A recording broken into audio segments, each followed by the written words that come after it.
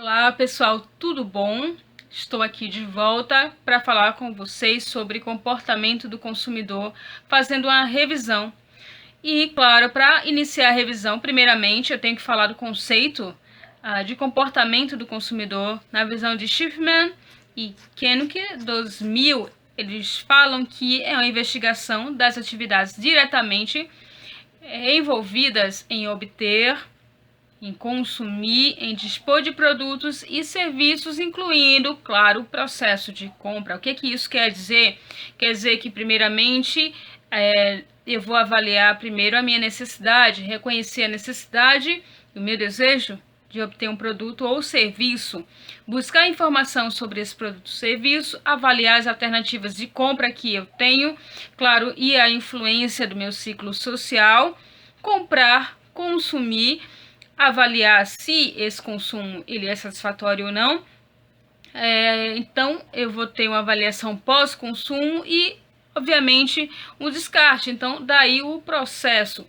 Os estudos sobre comportamento do consumidor, é bom que isso fique gravado, eles se iniciaram na década de 60. O estudo era mais sobre o comportamento individual e avaliava a renda e consumo, o preço e consumo. A abordagem clássica ou microeconômica falava o seguinte: o aumento da renda faz aumentar o consumo de bens normais e a queda de bens inferiores. Isso quer dizer que houve um crescimento na posição social, um status quo foi adquirido. Claro que para afirmar isso eu preciso também avaliar como o consumidor ele está se comportando, onde ele está inserido, para entender realmente se esse aumento da renda faz aumentar o consumo. Se formos avaliar a pirâmide de Maslow e a base da pirâmide, vamos perceber que há produtos básicos, há produtos necessários à sobrevivência. Então, esses produtos eles são consumidos por todas as pessoas. Claro, quando eu ascendo um pouquinho na escala social, eu quero consumir outros produtos, além daqueles produtos da base. Claro que eu vou avaliar o perfil do consumidor, ver o que ele consome, que tipo de produto ele consome. E o aspecto da moradia também vai influenciar nisso. Ter uma base profissional sólida e se recolocar no mercado faz com que o indivíduo consuma mais? Essa foi uma pergunta que eu fiz até em sala de aula, e é interessante a gente avaliar porque, claro, quando eu estou no mercado, se eu estou trabalhando, obviamente que vai ter influência do grupo de trabalho, da profissão que eu exerço. Então eu vou querer me vestir melhor, eu vou querer comprar produtos que me embelezem. Na hora do almoço, obviamente, eu vou me dirigir a algum restaurante, isso dependendo, claro, do ciclo de amizade que eu vou fazer dentro da minha profissão, ou como eu me comporto diante daquele ciclo. Coordenar a utilização dos recursos produtivos, decidir o que produzir, como produzir, quem empregar na produção e analisar a lei da oferta e da demanda, ou oferta e procura de serviços. Isso é essencial. Claro, as empresas elas vão avaliar isso, porque eu não vou pensar em um produto, colocar esse produto no mercado sem imaginar que esse produto ele vai crescer. Obviamente que isso pode acontecer. Várias empresas já criaram produtos ou inseriram algum conceito de diferenciação desse produto, uso da tecnologia, por exemplo, ou inovação no produto, e o produto ele não deslanchou no mercado. Obviamente que a análise da demanda ela não foi bem feita. Então isso tem que ser avaliado para entender como é que eu vou produzir, o que vou produzir e que preço eu vou colocar nesse produto. Com relação ao preço e consumo, eu tenho que avaliar também para entender se eu sou sensível a preço ou não, se a minha renda ela vai me fazer sensível a preço ou não. Então tem que avaliar primeiro o perfil do consumidor para compreender isso. Mas no geral se diz que, claro, o preço ele influencia a compra. Se eu for avaliar, por exemplo, o mercado, o aspecto macro do mercado, eu tenho que avaliar por exemplo, que para produzir bens e serviços, um empreendedor, ele, claro que vai avaliar o mercado, as condições do mercado. Então, se estamos em uma crise econômica, por exemplo, como essa que estamos vivendo agora, por conta do Covid-19, né, a pandemia mundial, e todos os mercados estão sendo afetados, por quê? Porque temos produtos, claro, obviamente, mas muitas empresas estão fechadas. Temos os consumidores, mas muitos estão nas suas casas e eles não podem comprar. As empresas também não têm como abrir. Será que elas vão produzir, vão arriscar produzir mesmo nesse momento complicado, mesmo nesse momento difícil? Estamos no momento de consumo de chocolate. Será que as empresas elas vão vender todos os seus produtos? Como é que fica o comportamento do consumidor virtual nesse caso? Então, temos que avaliar tudo numa crise econômica, não é? Então, a teoria clássica, ela diz que o desemprego é um fenômeno voluntário. Isso quer dizer que ele não depende de uma conjuntura, uma estrutura. Ou seja, nesse momento estamos numa crise econômica e isso é conjuntural. Por que é conjuntural? É porque tem a ver com, claro, o aspecto econômico, emprego, tem a ver com tributos, com o aspecto fiscal. Então, isso é uma conjuntura. E toda a sociedade, né, mundialmente, está vivendo no mesmo contexto. E, claro, muitas pessoas estão perdendo o emprego. Isso é o aspecto conjuntural. Mas a teoria clássica diz que o aspecto conjuntural ele não é levado em conta, necessariamente. Porque o desemprego é um fenômeno voluntário, ele vai acontecer de toda forma. Mas se for avaliar, por exemplo, a crise de 1929, né, o crash da Bolsa de Nova York, ele provocou um surto, né, de Grande Depressão no mundo todo. Primeiramente nos Estados Unidos, depois no mundo todo.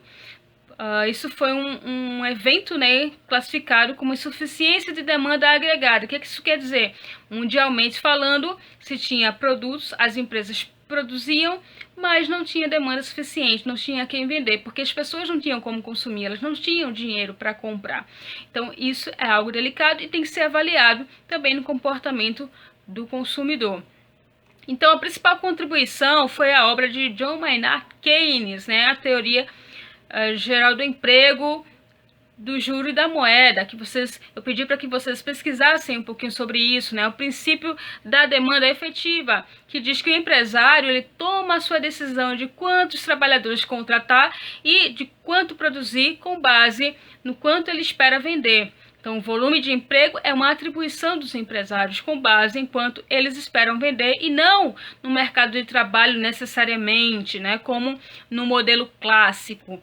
Se eu tenho uma conjuntura, eu vou ter o desemprego. Na verdade, o que John Maynard Keynes, ele fala que em uma situação de desemprego, de nada adianta redução salarial para introduzir maiores contratações se os empresários acharem que não terão para quem vender e a produção adicional produzida.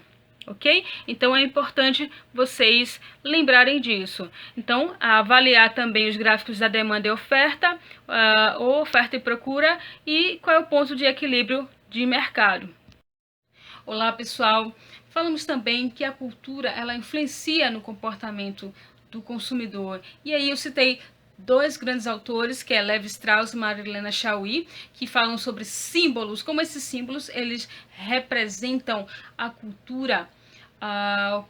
Por exemplo, como a linguagem ela influencia o comportamento, as regras matrimoniais, as relações econômicas, a arte, a ciência, a religião, tem influência, né, o aspecto político, intelectual e artístico. Como é que as empresas elas avaliam esses símbolos? Por exemplo, qual é o símbolo da cultura indígena? O símbolo da cultura africana? Como as empresas avaliam os símbolos e analisam para inserir símbolos em produtos e serviços. Como é que avaliamos nossa compra a partir da análise desses produtos? Então, Keegan, ele ressalta que as variáveis de uma cultura para outra são capazes de causar grande impacto sobre o comportamento do consumidor.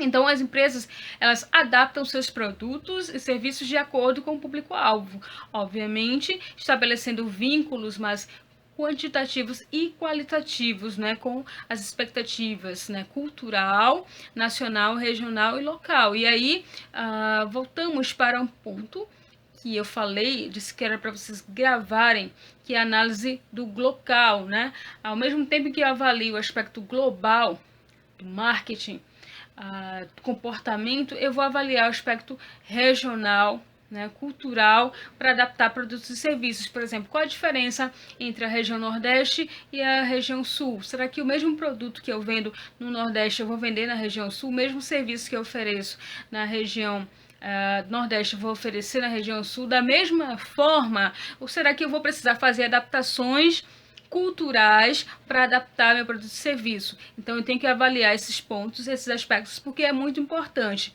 tá bom? Falamos também sobre o marketing internacional. E aí falamos, por exemplo, sobre as características, né, da era global, né, dos aspectos da globalização, dos desafios que o marketing internacional hoje ele tem, né? Século XXI, o mundo está encolhendo rapidamente, claro, o advento das comunicações, os meios de transporte, os fluxos financeiros, o comércio internacional, a concorrência está intensificando e, claro, eu tenho que avaliar, por exemplo, as dívidas, a inflação, desemprego resultantes de governos, moedas altamente instáveis, governos estão impondo maior regulamentação em empresas estrangeiras, tarifas protecionistas, barreiras, corrupção, para me posicionar, claro, nesse mercado. Eu tenho que reconhecer, analisar o mercado para poder me posicionar, obviamente, né? Então, eu tenho que avaliar os aspectos do ambiente do marketing global, decidir se ingresso ou não no mercado internacional, decidir em que mercados eu vou ingressar, que parcerias eu vou fazer para expandir minha escala geográfica, decidir como ingressar no mercado, decidir o programa de marketing global, decidir a organização para o marketing global. Então, eu tenho que avaliar o ambiente, eu tenho que avaliar o aspecto político, econômico, aspecto social, demográfico, tecnológico e legal do ambiente. E claro, eu tenho que avaliar como eu vou segmentar e me posicionar nesse mercado. E aí, eu falei dos tipos de segmentação existentes que vocês vão precisar rever, sobre as premissas, né, da segmentação de mercado, né, que eu vou avaliar, por exemplo, demandas por bens e serviços, né, no aspecto heterogêneo, as preferências por bens e serviços que são identificáveis, as preferências que são mutuamente excludentes em uma dada situação de compra. E aí, eu tenho que avaliar, por exemplo, quais são as razões para segmentar. Eu tenho que avaliar, por exemplo, os tipos de marketing que existem, né, como marketing de massa, o diferenciado, marketing de nicho, marketing individual, marketing diferenciado. E aí, claro, é importante que vocês revejam todos esses conceitos e os tipos de segmentação, né? Que é segmentação geográfica, demográfica, psicográfica, comportamental. Então, eu vou trazer esses conceitos, vou abordar isso na prova de vocês.